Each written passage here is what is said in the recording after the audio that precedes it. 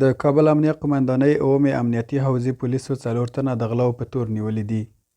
د یادې حوزې د کشف آمر قاري عبدالصبور منصور وایي امنیتي پولیسو د دغه حوزې اړوند ساحه کې 4 کسان په داسې حال کې نیولي دي چې له یوه کوره څخه 7,000 امریکایي ډالر، 15,000 افغانۍ او یو مقدار سره زر غلا کړي وو. یو کور ته 4 نفره غله داخل شوي وو چې په نتیجه کې د دې کور نه یو څه مال سرقت کړی وو چې نغدي روپۍ وي، ډالر وو، یو څه سره وو، یو اندازه تلیفون وو. په دې جریان کې یو سیاسر چې د کور والا دي کې نارینه څوک نه ول، دا سیاسر هم د چاقو په واسطه باندې مجروح کړی وو او غلو له ساحې نه فرار کړی وو. چې بالفاصله چې کله اوومې حوزې ته اطلاع حاصلېږي نو بغیر بدون د ضایع د وخت نه کشفي ارګانونه لاس په کار کېږي چې الحمدلله هم کولی شو چې 4 نفره سارقین سره د مال مسروقه ونیول شو.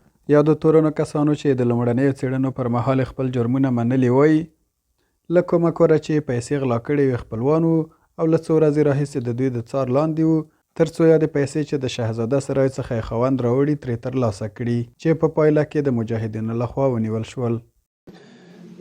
3 نفرن دیوالای دیگه ما کدمه 4 نفر میشه، 7,000 دلار رو دوزی کردیم دیگه، همراه 4-5,000 افغانی بود. پیسه رو تقسیم کردیم، بعد از اون برآمدیم بیرون دیگه. مجاهدین مرا گفت که بیا امروز شهر نرو، یعنی بیا کدما بریم در سرقت پیسه. باز ما هم رفتیم کدش که رفتیم قایم امو خانه را مشناخت، امو خاله را دیگه او را مشناخت دیگه. باز قایم هم در آمد، حشمت هم در آمد، ما هم در آمد. یک صرف در پیش ما بکس پنجه بود دیگه، تفنگچه هم در پیش حشمت بود. دروازه واز نمیشد، دروازه را زد قایم در کر لغت که زد واز نمیشد. گفتم وازش کرد که رفت داخل، تو رفت در جای عده پیسه را قایم که گرفت.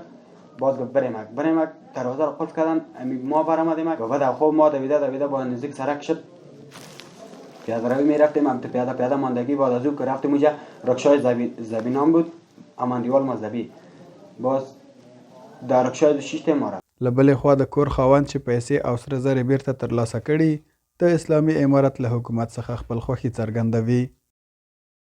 3 نفر بودن دیگه، 6,900 دلار ما را بردن دیگه، 1 دونه انگشتر، 1 دونه چله، 1 دونه موبایل که 15,000 افغانی.